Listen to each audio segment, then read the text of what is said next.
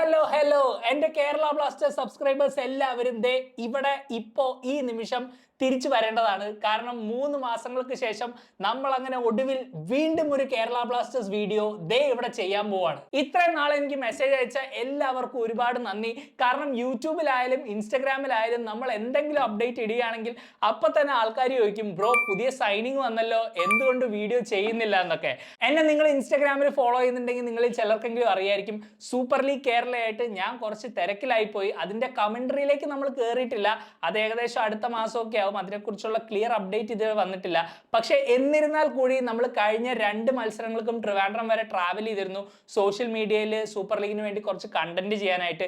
ഇനിയുള്ള ഈ 2 ആഴ്ചകളിൽ കൊച്ചിയിലാണ് കളി. അപ്പൊ അതിൽ ഞാൻ ഉണ്ടാവും. എന്തായാലും ആ ഒരു ഓട്ടവും പരിപാടിയൊക്കെ ആയിട്ട് കുറച്ചങ്ങോട്ട് തിരക്കായി പോയി. പിന്നെ ഗൈസ്, നമ്മൾ ഫുൾ ടൈം ഫ്രീ ഒന്നും അല്ലല്ലോ. ഈ ഒരു സ്ഥലത്തേക്ക് ഞാൻ മാറിയെങ്കിലും ജിമ്മിൽ പോകണം, അരി വെക്കണം, കറി വെക്കണം, അതിനുശേഷം 9 മണിക്കൂർ വർക്ക് ചെയ്യണം, ചില ദിവസം 10-12 മണിക്കൂർ വരെ നമ്മൾ ജോലി ചെയ്യണം. ഇതിന്റെയൊക്കെ ഇടയിൽ നമുക്ക് കേരള ബ്ലാസ്റ്റേഴ്സിന്റെ എല്ലാ അപ്ഡേറ്റും ഒരിക്കലും കവർ ചെയ്യാൻ പറ്റില്ല. സത്യം പറഞ്ഞാൽ ഇതെല്ലാം ഒരു റെസ്പോൺസിബിൾ അഡൾട്ട് ഡെയിലി ചെയ്യുന്ന കാര്യങ്ങളൊക്കെ തന്നെയാണ്. പക്ഷെ ഇതിന്റെ പുറമെ കോണ്ടന്റ് ക്രിയേഷനും എഡിറ്റിങ്ങും എല്ലാം കൂടെ വരുമ്പോഴത്തേക്കും നമുക്ക് ഓരോ ചെറിയ അപ്ഡേറ്റിനും അങ്ങനെ വീഡിയോ ഇടാൻ പറ്റില്ല. നിലവിലെ സാഹചര്യത്തിൽ ഒട്ടും പറ്റില്ല. കാരണം നമ്മൾ കുറെ അധികം കാര്യങ്ങൾ ചെയ്തുകൊണ്ടിരിക്കുകയാണ്.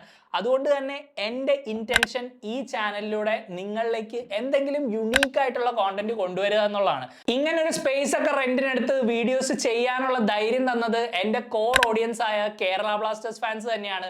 അതുകൊണ്ട് ഒരിക്കലും ബ്ലാസ്റ്റേഴ്സിനെ പറ്റിയുള്ള വീഡിയോസ് നമ്മൾ സെക്കൻഡ് പ്രയോറിറ്റിയോ അല്ലെങ്കിൽ തള്ളിക്കളയുകയോ ചെയ്യുകയില്ല. ഇന്ത്യൻ ഫുട്ബോളിൽ മൊത്തത്തിലുണ്ടായിരുന്ന ആ ഒരു അൺസർട്ടനിറ്റി ഏകദേശം ക്ലിയർ ആയി വന്നുകൊണ്ടിരിക്കുകയാണ്.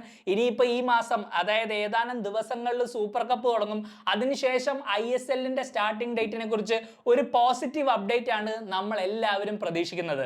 ആൻഡ് ഇന്നത്തെ നമ്മുടെ ചർച്ചാ വിഷയം ഈ സീസണിൽ കേരള ബ്ലാസ്റ്റേഴ്സ് സൈൻ ചെയ്ത ഫോറിൻ താരങ്ങളിൽ ആദ്യം ക്ലബിലേക്ക് വന്ന ഹേസു സിമിനേസിന്റെ ഡയറക്റ്റ് റീപ്ലേസ്മെന്റ് ആയ കോൾഡോ ഒബെയ്റ്റയാണ്. ഒബെയ്റ്റയ്ക്ക് എത്ര വയസ്സായി, ഏത് നാഷണാലിറ്റിക്കാരനാണ്, എന്തോരം ഗോൾ ഇതുവരെ അടിച്ചു, ഇതൊന്നും നമ്മൾ ഈ വീഡിയോയിൽ ഡിസ്കസ് ചെയ്യാൻ പോകുന്നില്ല. അതെല്ലാം നിങ്ങൾക്ക് ഓൾറെഡി അറിയാം.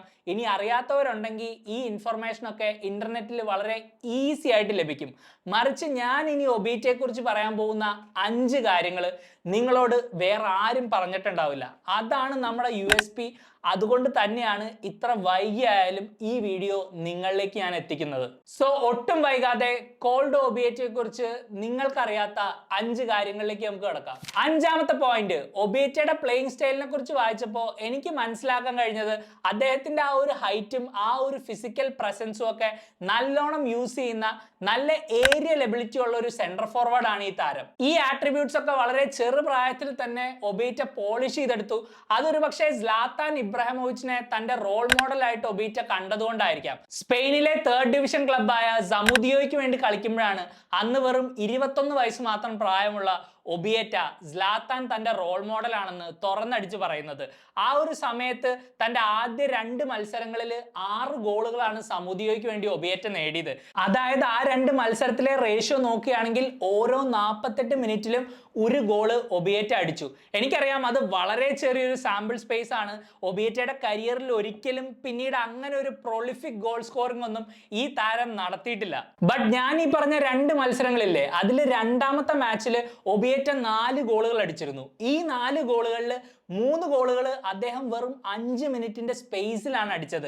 വെറും ഭാഗ്യം കൊണ്ട് മാത്രം ഒരു പ്ലെയറിന് ഇങ്ങനെ ഒരു പെർഫോമൻസ് ഒന്നും പ്രൊഡ്യൂസ് ചെയ്യാൻ പറ്റില്ല. എന്തായാലും അതിലേക്കൊന്നും ഞാൻ ഡീറ്റെയിൽ ആയിട്ട് കടക്കുന്നില്ല. നമ്മുടെ ചർച്ചാ വിഷയം ഇവിടെ ഒബിയറ്റയും ഒബിയറ്റയുടെ റോൾ മോഡൽ ആയിട്ടുള്ള സ്ലാത്താനുമാണ്. ആൻഡ് സ്ലാത്താനെ റോൾ മോഡൽ ആയിട്ട് കാണുന്ന ഒബിയറ്റയ്ക്ക് സ്ലാത്താന്റെ ആ ഒരു കാരിസ്മയും ആ ഒരു ഡിറ്റർമിനേഷനിൽ നിന്നൊക്കെ പ്രചോദനം ഉൾക്കൊണ്ടുകൊണ്ട് ആ ക്വാളിറ്റികൾ ബ്ലാസ്റ്റേഴ്സിലേക്ക് കൊണ്ടുവരാനായാൽ ഒരു പക്ഷേ നമ്മുടെ ക്ലബിന്റെ ചരിത്രം തന്നെ മാറ്റി എഴുതുന്ന ഒരു ജൈത്രയാത്ര നമുക്ക് ഈ സീസൺ കാണാം.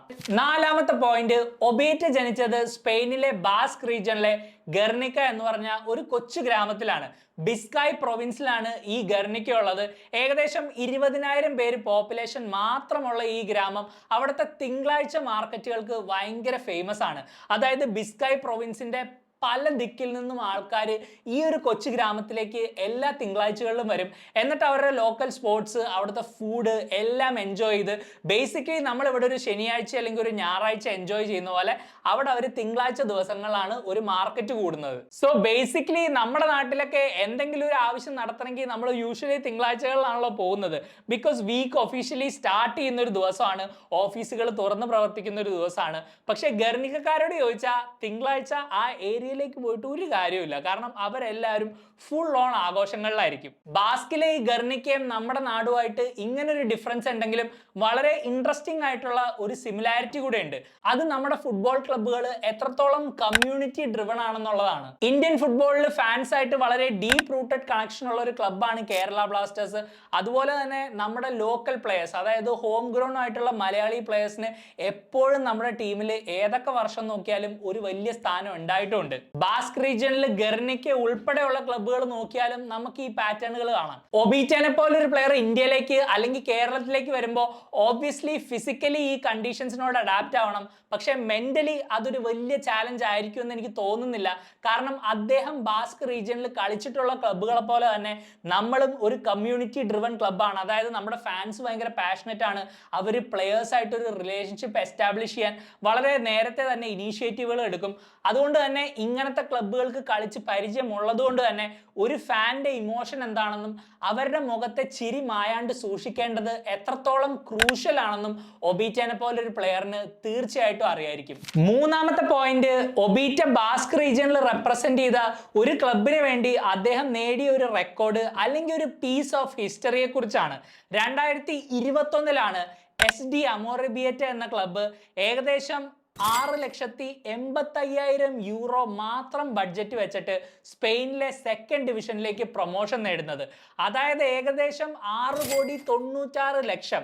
ISLലെ മെജോറിറ്റി ക്ലബ്ബുകളെക്കാളും കുറവാണ് ഈ ബഡ്ജറ്റ് എന്ന് നിങ്ങൾ ആലോചിക്കണം.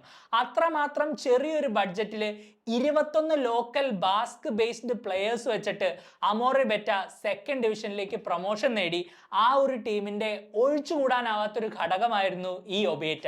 തൊട്ടടുത്ത സീസൺ സെക്കൻഡ് ഡിവിഷനിൽ അമോറിബിയറ്റയ്ക്ക് സർവൈവ് ചെയ്യാനായില്ല. സീസണിന്റെ ഒടുവിൽ അവർ വീണ്ടും തേർഡ് ടയറിലേക്ക് റെലഗേറ്റ് ആയി. പക്ഷെ ആ സീസണിൽ അമോറിബേറ്റയുടെ സെക്കൻഡ് ഡിവിഷനിലെ ആദ്യത്തെ ജയം പിറന്നത് ഒബീറ്റയുടെ ബൂട്ടുകളിൽ നിന്ന് തന്നെയായിരുന്നു. ശക്തരായ അൽമേരിയക്കെതിരെ അമോറിബിയറ്റ സെക്കൻഡ് ഡിവിഷനിലെ തങ്ങളുടെ ആദ്യത്തെ ജയം കരസ്ഥമാക്കിയപ്പോൾ 87-ാം മിനിറ്റിൽ ടീമിന് വേണ്ടി വിന്നിംഗ് ഗോൾ നേടിയത് നമ്മുടെ സ്വന്തം ഒബിയറ്റയാണ്.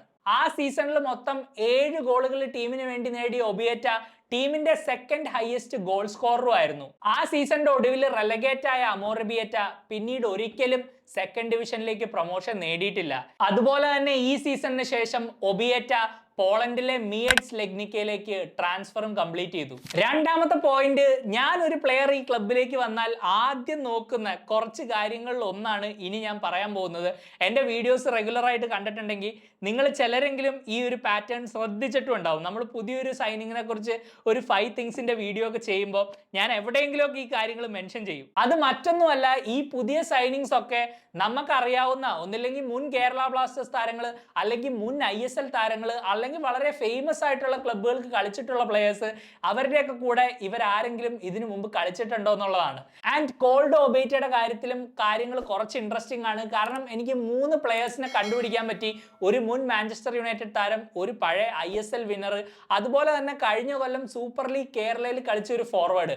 ഇവർ 3 പേരും പല ക്ലബ്ബുകളിലായിട്ട് ഒബീറ്റയുടെ ടീംമേറ്റ്സ് ആയിട്ട് കളിച്ചിട്ടുണ്ട്. മാഞ്ചസ്റ്റർ യുണൈറ്റഡിന്റെ അക്കാഡമി താരമായിരുന്ന ചിലിയൻ ഫോർവേഡ് ആഞ്ചലോ ഹെൻറിക്കേസ് ആണ് പോളണ്ടിലെ മിയഡ്സ് ലെഗ്നിക്കയിൽ ഒബീറ്റയുടെ കൂടെ കളിച്ചത്.